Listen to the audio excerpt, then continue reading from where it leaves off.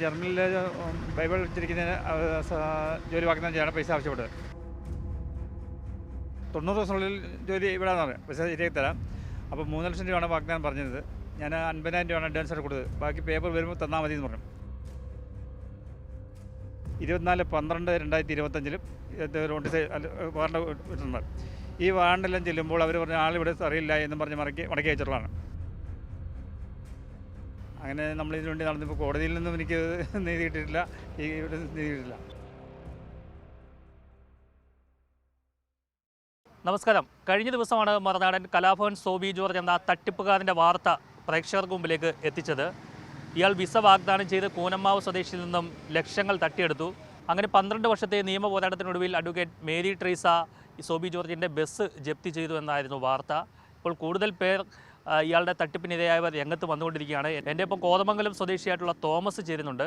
തോമസിൻ്റെ മകന് ജർമ്മനിയിൽ ബൈബിൾ അച്ചടിക്കുന്ന കമ്പനിയിൽ ജോലി വാഗ്ദാനം ചെയ്താണ് സോബി ജോർജ് തട്ടിപ്പ് നടത്തിയത്. ഇത് കേസൊക്കെയായി, അനുകൂല ഉത്തരവൊക്കെയായി. പക്ഷേ സമൻസ് നൽകാൻ പോലീസ് സഹായിക്കുന്നില്ല എന്നാണ് തോമസിൻ്റെ ഇപ്പോഴത്തെ ആരോപണം. നമ്മൾ കഴിഞ്ഞ ദിവസം വാർത്ത കൊടുത്തപ്പോഴും പറഞ്ഞു ഊന്നുകൽ പോലീസാണ് സോബി ജോർജിന് എല്ലാ സപ്പോർട്ടും ചെയ്തു കൊടുക്കുന്നത്. തോമസ് നമ്മോടൊപ്പം ചേരുന്നുണ്ട്. എങ്ങനെയാണ് താങ്കളുടെ മകന് ജോലി വാഗ്ദാനം ചെയ്ത് ഇയാൾ പൈസ വാങ്ങിയത്? കൊച്ചിന് ജർമ്മനിലെ ബൈബിൾ വെച്ചിരിക്കുന്നതിന് ജോലി വാഗ്ദാനം ചെയ്യാണ് പൈസ ആവശ്യപ്പെട്ടത്. അതിപ്പോൾ 2021 2020 അത് പൈസ വാങ്ങിയിട്ട് 90 ദിവസത്തിനുള്ളിൽ ജോലി ഇവിടെ പറയാം, പൈസ ശരിയാക്കി തരാം. അപ്പോൾ 3 ലക്ഷം രൂപയാണ് വാഗ്ദാനം പറഞ്ഞത്. ഞാൻ 50,000 രൂപയാണ് അഡ്വാൻസ് ആയിട്ട് കൊടുത്തത്. ബാക്കി പേപ്പർ വരുമ്പോൾ തന്നാൽ മതി എന്ന് പറഞ്ഞു. അപ്പോൾ ഈ പറഞ്ഞ സമയത്തൊന്നും പൈസ അല്ല, പേപ്പറൊന്നും വന്നിട്ടുമില്ല. അത് ശരിയല്ല എന്നുള്ളപ്പോൾ ഞാൻ പറഞ്ഞു എൻ്റെ പൈസ തിരിച്ചു തന്നാൽ മതി. അപ്പോൾ പുള്ളി തന്നെ അത് ശരിയായിട്ടില്ല, അവിടെ പൈസ തിരിച്ചു തരാമെന്ന് പറഞ്ഞു. പുള്ളി ആദ്യം ഒരു ചെക്ക് തന്നു. അതേപോലെ പുള്ളി തന്നെ ചെക്ക് പ്രസൻറ്റ് ചെയ്തിട്ടുള്ള തുക ഞാൻ ഫെഡറൽ ബാങ്കിൽ പൈസ ട്രാൻസ്ഫർ ചെയ്ത് നേരിട്ട് കൈ കൊടുക്കുകയല്ലേ ഇത്, ട്രാൻസ്ഫർ ചെയ്ത്. അപ്പോൾ ആ തുക പുള്ളി ചെക്കിന് കീഴ് തരികയും ചെയ്തു. എന്നിട്ട് ആ ഡേറ്റ് കഴിഞ്ഞപ്പോൾ പുള്ളി ഞാൻ ആയില്ലല്ലോ എന്ന് പറഞ്ഞപ്പോൾ പുള്ളി രണ്ടാമതൊരു ചെക്ക് എടുത്ത് തന്നു. ഈ ഡേറ്റ് മാറ്റിയിട്ട് വേറെ ചെക്ക് തന്നു. ആ തുക തന്നെ വെച്ച് തരുകയും ചെയ്തു.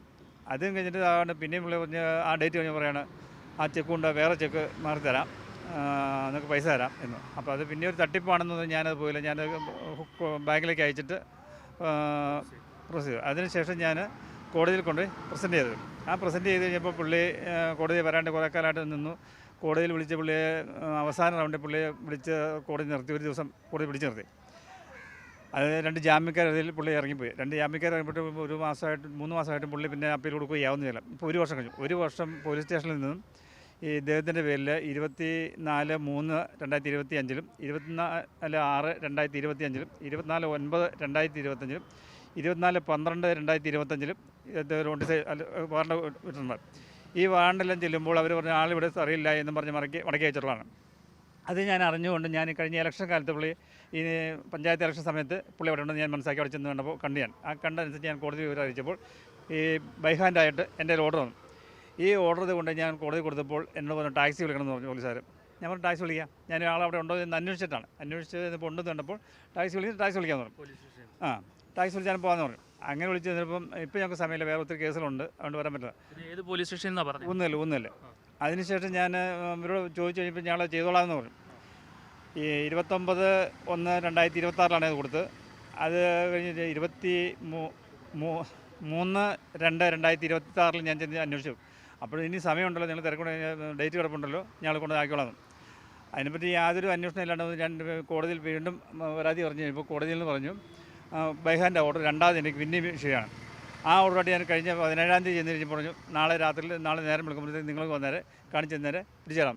ഞാൻ ആ വീടിൻ്റെ പരിസരത്ത് ചെന്ന് പുള്ളി അവിടെ ഉണ്ടെന്നുള്ള കാര്യം പുള്ളി വീട്ടിൽ അവർ നേരെ ഹോത്തോൺ ടൗണിലേക്ക് വണ്ടി ഓടിച്ച് പോയി തിരിച്ച് അവരങ്ങ് പോവുകയും ചെയ്തു. അതുകൊണ്ട് ആളെ പിടിച്ചില്ല.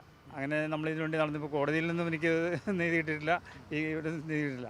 എന്തായാലും ഊന്നുകൽ പോലീസാണ് ഈ സോബി ജോർജിന് സകല സപ്പോർട്ടും ചെയ്തു കൊടുക്കുന്നതെന്നുള്ള കാര്യത്തിൽ യാതൊരു സംശയമില്ല. അതിൻ്റെ ഒരു ഉത്തമ ഉദാഹരണം തന്നെയാണ് തോമസിൻ്റെ ഈ വാക്കുകൾ തന്നെ. ഇതാ എൻ്റെ കയ്യിലിരിക്കുന്നത് ഈ സോബി ജോർജിന് കൊടുക്കാനുള്ള വാറണ്ടാണ്. ഈ വാറണ്ട് പലവട്ടം ഊന്നുകൽ പോലീസ് സ്റ്റേഷനിലെ SHOയ്ക്ക് കൈമാറിയിട്ടും ഇത് കൊടുക്കാൻ അവർ തയ്യാറാവുന്നില്ല. ഇവർ ആ വീട്ടിൽ അയാൾ ഇല്ല എന്നാണ് പറയുന്നത്. അവിടെ അങ്ങനെ ഒരാളില്ല എന്നുള്ള കാര്യമാണ് ഈ കോടതിയെ ബോധിപ്പിക്കുന്നത്. എന്തായാലും ഊന്നുകൽ പോലീസ് ഇയാളുടെ കയ്യിൽ നിന്നും നല്ല രീതിയിൽ പണം വാങ്ങുന്നുണ്ട് എന്നുള്ള കാര്യത്തിൽ യാതൊരു സംശയമില്ല. ഈ തട്ടിപ്പുകാരന് കുടപിടിക്കുന്നത് ഊന്നുകൽ പോലീസാണ്. ഇതിനെതിരെ കർശന നിയമ നടപടി ജില്ലാ പോലീസ് മേധാവി സ്വീകരിക്കേണ്ടതാണ്.